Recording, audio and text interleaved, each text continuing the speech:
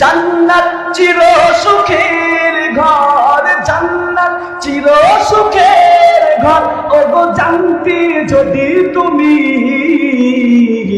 মায়া ঘেরা রঙিন পৃথিবী নয় তো সুখের খনি।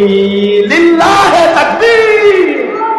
আল্লাহর পয়গম্বর ডাক দিয়ে বলতেছে, সাহাবীরা রে, চারটা আমল করো, বিনিময়ে আমি নবী তোমাকে সুসংবাদ দিলাম, তাদখুলুল জান্নাত বিসালাম। চারটা আমলের বিনিময়ে আল্লাহর জান্নাতে চলে যাও। এই চারটা আমল আমরা শোনার জন্য রাজি আছি না নাই বাবা?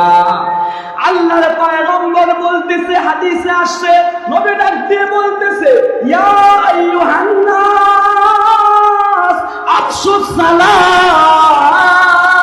ও আমার উম্মতেরা রে, শুনো, চারটা আমলের এক নাম্বার আমলের নাম হলো তোমরা বেশি বেশি একে অপরকে সহি শুদ্ধ ভাবে সালামের আদান প্রদান করো।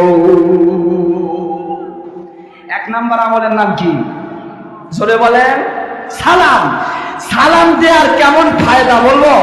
নবীজি আরেক হাদিসে বলতেছে, মান বাদি বিসালাম বারিউম মিনাল কিবরি।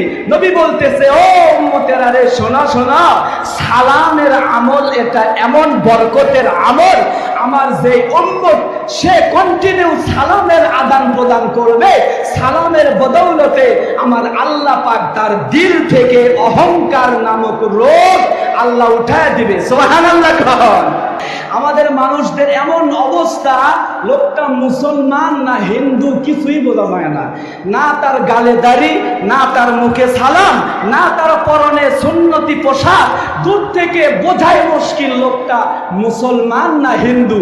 এমন লোক আমাদের সমাজে আছে না নাই? জোরে কোন আছে না নাই?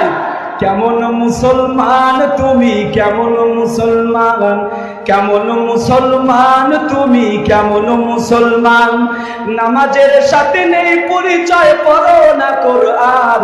আছে না নাই? নামাজের সাথে নেই পরিচয়, পড়ো না কোরআন, তুমি কেমন মুসলমান, তুমি কেমন মুসলমান।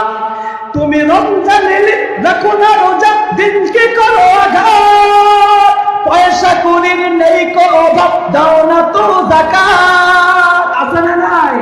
তুমি কেমন মুসলমান, তুমি কেমন মুসলমান, তুমি ভুয়া মুসলমান, তুমি ভুয়া মুসলমান। কথা ঠিক না বেঠে?